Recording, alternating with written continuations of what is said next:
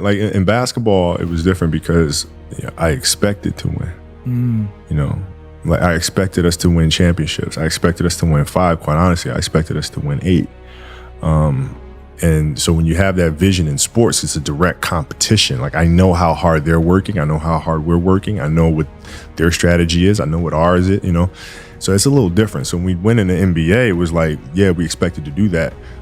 But now we're going to come back and we're going to do it again, And so it's that constant like, all right, you're churning. You win one championship. I'm back in the gym the next day, working, getting ready for the next one.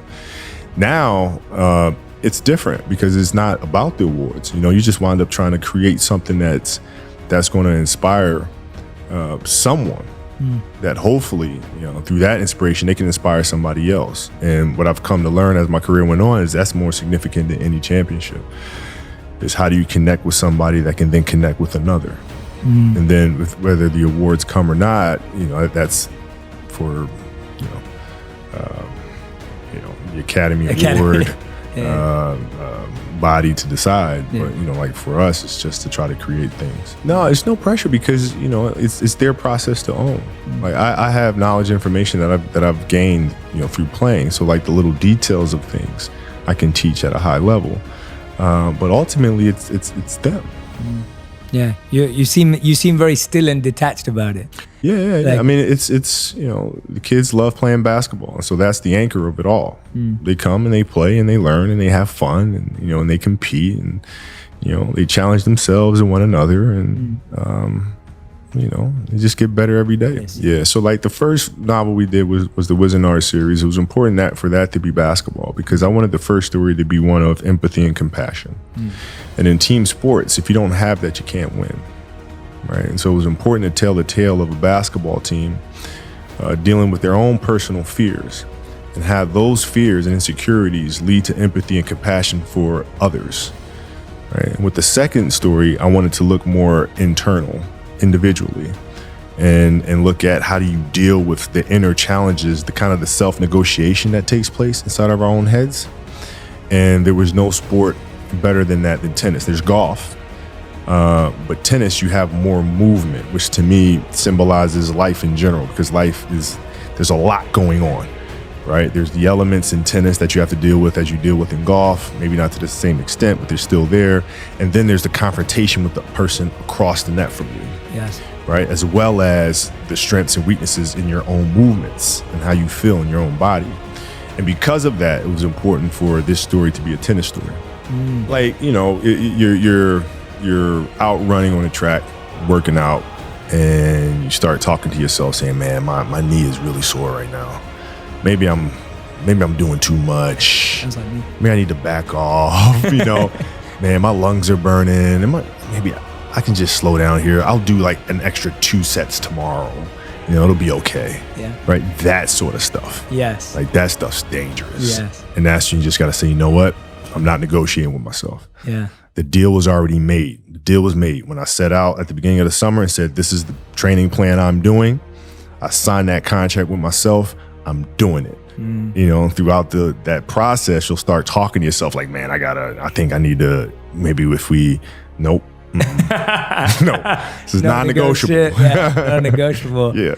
I had a teammate that spoke to me and said, hey, Kobe, I just want to feel like as a teammate, you need me. I was like, well, duh. I can't, like that was my immediate reaction. Yeah. Like, dude, yeah, of course. But I had to kind of think about really what he was saying and where that was coming from for him. And his story and his journey and what that meant to him.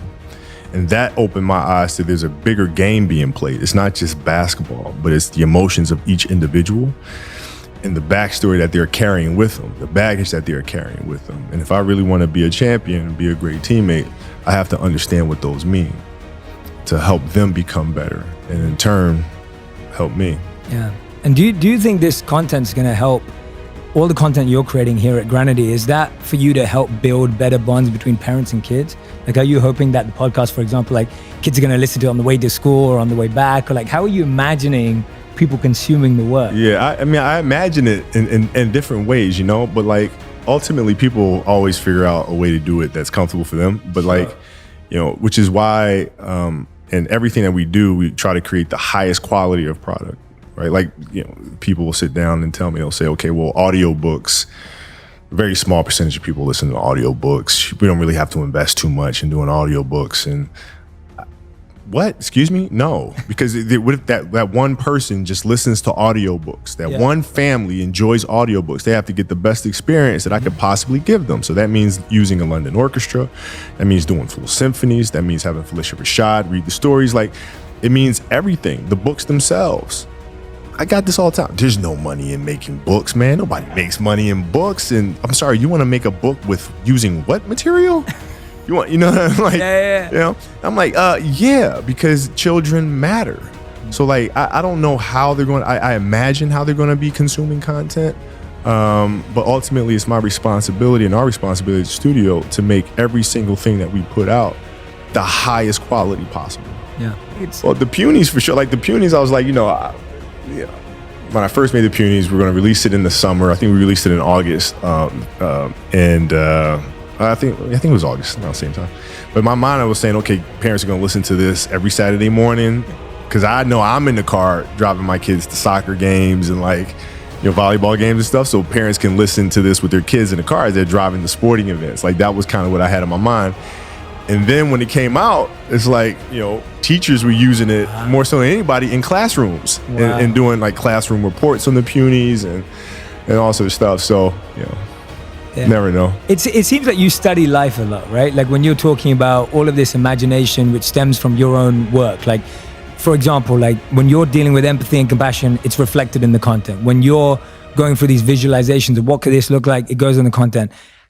You study life a lot. What currently are you studying, and what kind of gets your imagination really growing right now? Like, what keeps that moving for you? There's a certain element of truth in everything.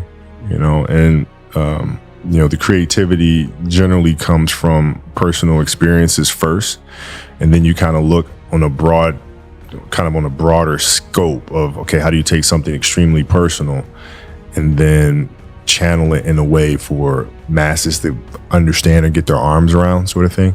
But it always starts in the element of truth, and then you start unpacking that by sitting in thought and figuring out like character and who is this person, and who's his family. And then that's when I start getting in trouble.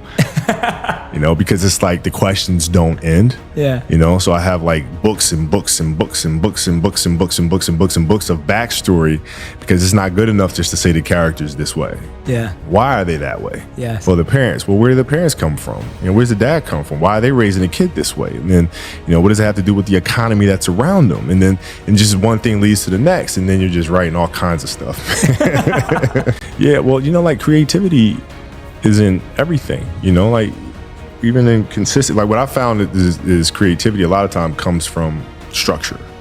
I agree. I'm so glad you said that. Like you have those parameters and the structure, then within that you can be creative. But like if you don't have the structure, you're just aimlessly doing stuff. Where are you going? So like having a clear structure of understanding, okay, this morning I'm going to, like when I was writing Wizard Art series and outlining Legacy, I come in the morning, 7 a.m. and I'm there.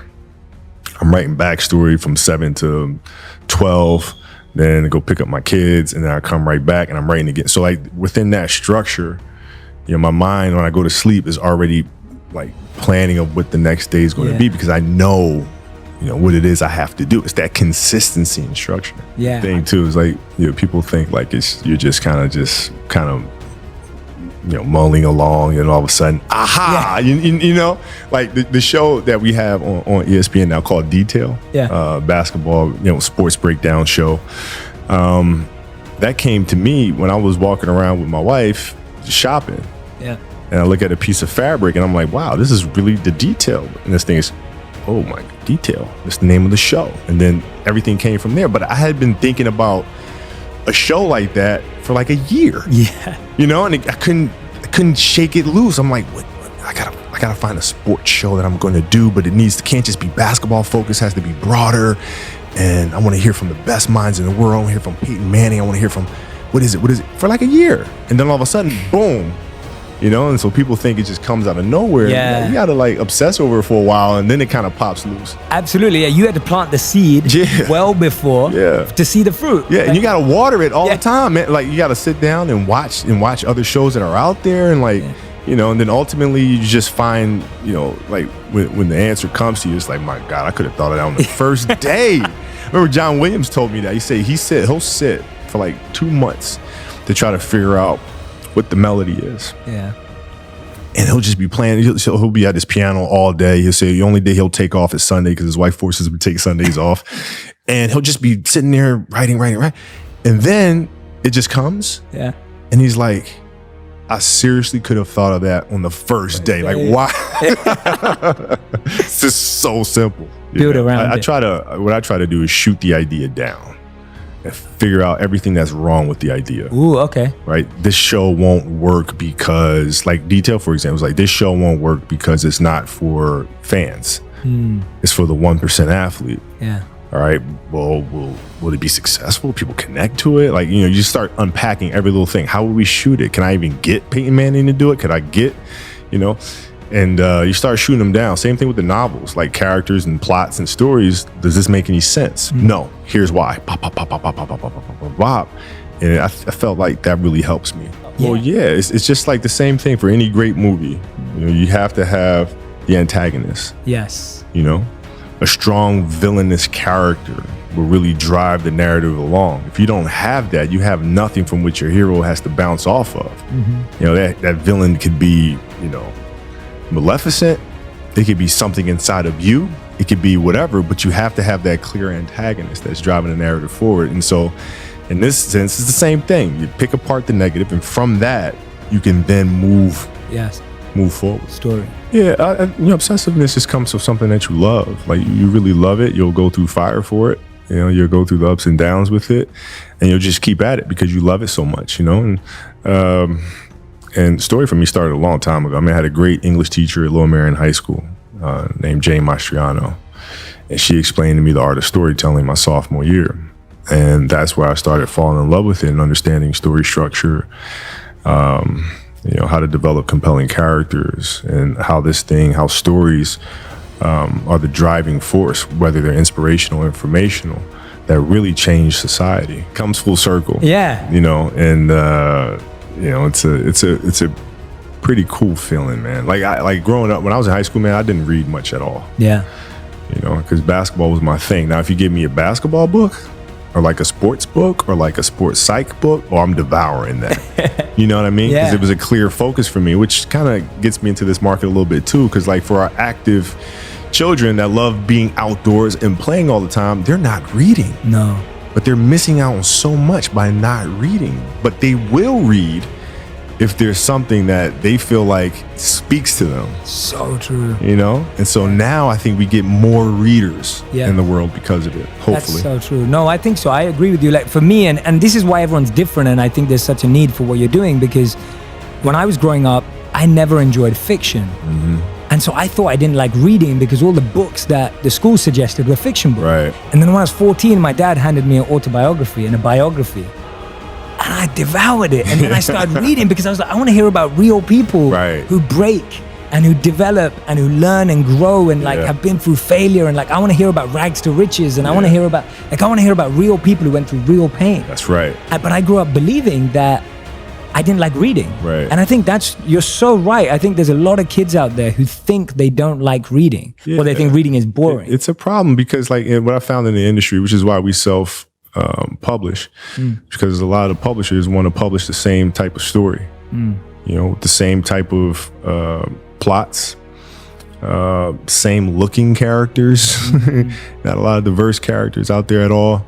And so we said, you know what, we're gonna have to do this on our own. This way we don't have anybody in our way telling us what the market wants to hear. I don't care about that. We write stories that come from the heart, and our characters are gonna look like my daughters, because my daughters don't have characters out there that look like them. It's a great point. So they're gonna look like my kids, and we're gonna go from there. Yeah, I think what you've just raised there about diversity and representation is huge. Oh, it's huge, man. Huge. Because I don't see it, man. And like, you know,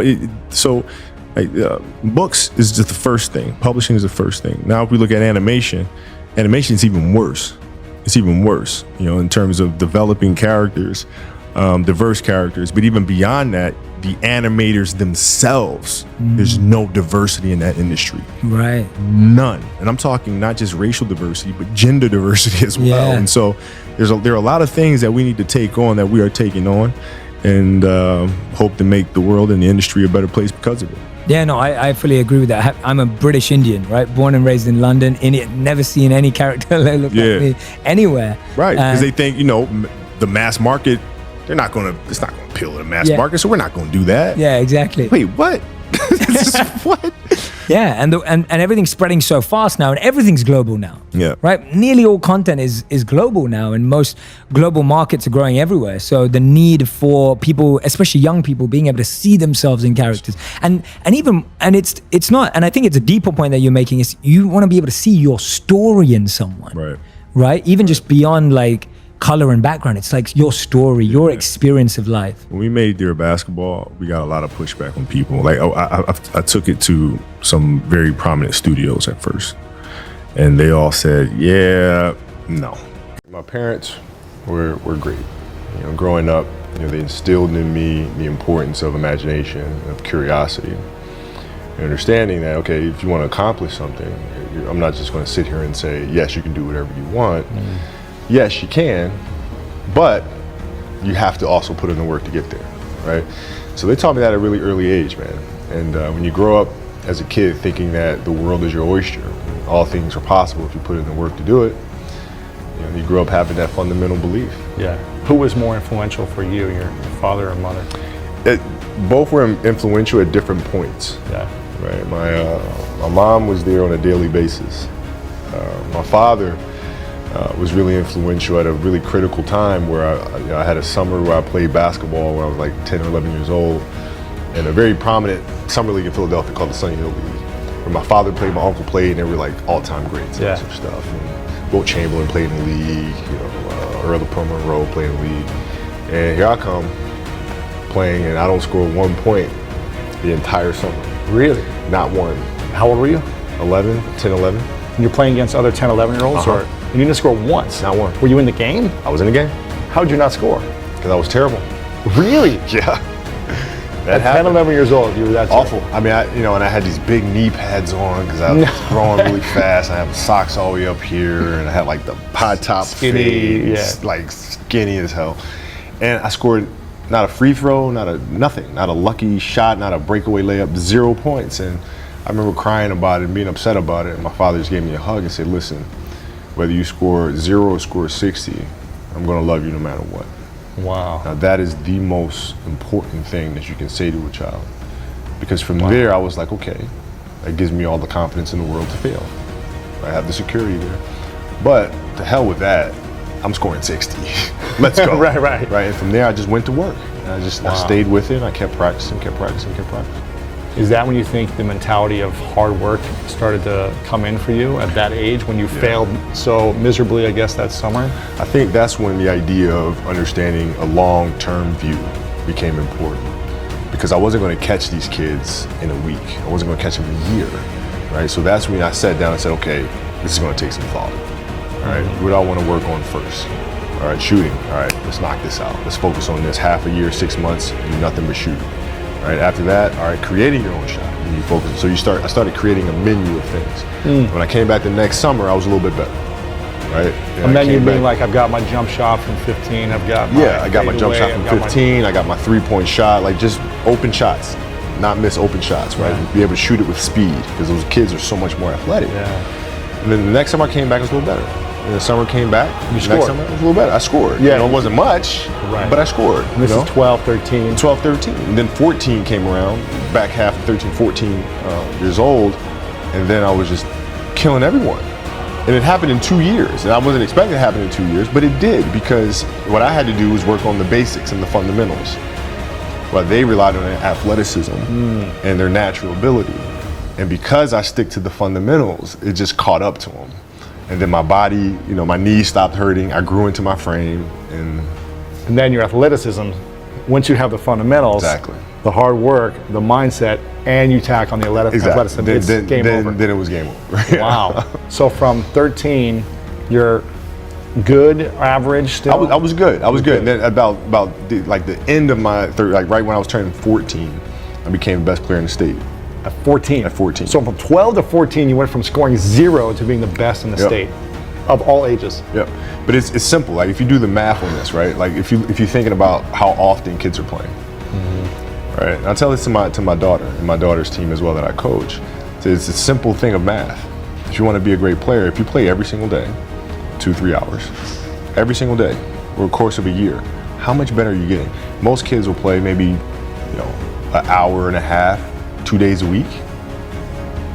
Right. Do the math on that. It's not going to get it done. It's not going to get it done, right? So if you're obsessively training 2-3 hours every single day over a year, over 2 years, you're accelerating. You make quantum leaps, man. Just doing a summer camp for 2 weeks, you see a difference. I remember playing basketball. You see it. You get a lot better. You come back more confident, playing on the playground with guys who used to beat you. Yeah, and I tell the parents on my team, I said it's when I say your kids are going to become great basketball players, and like, really? Like, yeah, it's not. There's no. It's math. It's it. So when did it start? It started in middle school and high school, because a lot of the kids that I was playing against were inner city kids. Yeah. And so they're looking at me as if, okay, this kid's soft, right? He's from the suburbs of Philadelphia. His father played in the NBA, played professionally. He's got it easy. Born on second, all this other stuff, right? And so they felt like they could try to be physical or try to intimidate me and do all this other stuff, which they couldn't, right? But now I'm saying, okay, well, you're trying to attack me. How am I going to attack you? How can I mentally figure out ways to break you down? How can I show you that, no, I have the edge, right? And so that's when it first started for me, is figuring out how to get the upper hand on an opponent that way. Well, I mean, we used to have an All-American camp that I used to go to, and at the time when I first showed, I was a sophomore, and one of the things I would do is while everybody would be at the cafeteria eating and doing some stuff, I'd just go back to the gym. I'd go back to the gym. They'd be resting, and they'd see me leave, right? But now you're in a tough position. You're just like, okay, I want to be like, I'm following the kid to go work out, but I know he's working, he's up early, and he's doing all this other stuff. So that was my way of showing them, I may be from the suburbs, but you're not going to outwork me. Wow. And I'm mentally going to. I think it's just figuring out ways to be better and to win the game. And it started as a defense mechanism because they were the ones talking trash to me, and kid from Italy, blah blah blah, and all sort of stuff. And it's like, okay, I can't let them. I gotta defend myself, here, right? And then it became, okay, I'm pretty witty. I can say some pretty witty things. And in Italian. And in Italian. Yeah. It's interesting, I never was physically gifted to an extreme level. I was always really good, but I was never like the fastest or biggest or strongest. That's interesting, because like when I played, one of the things that I had to learn is how to get the best out of my teammates. Yeah. And most people think it's a simple thing, pass them the ball. But that's not how you make guys better. You have to really affect their behavior. How do you do that? So, I would tell guys, we got back-to-backs. I don't care if we're in Miami, I don't care if we're in the great city of Chicago. You can't go out, we got to get rest. Right? Back-to-back games. Back-to-back games, right? Monday, Tuesday. You play Monday and you play again Tuesday. Guys aren't going to listen, right? Right. So a few times I said, all right, we'll all go out. We'll go out together. Really? I'll drink with you, right? But the next morning, I'm banging on your door at 5 a.m. Let's go. They're not getting Where are we going? I hung out with you. Now you come hang out with me. Wow. This is what we do, all right? Let's go. And we're at the gym. We're working out, right?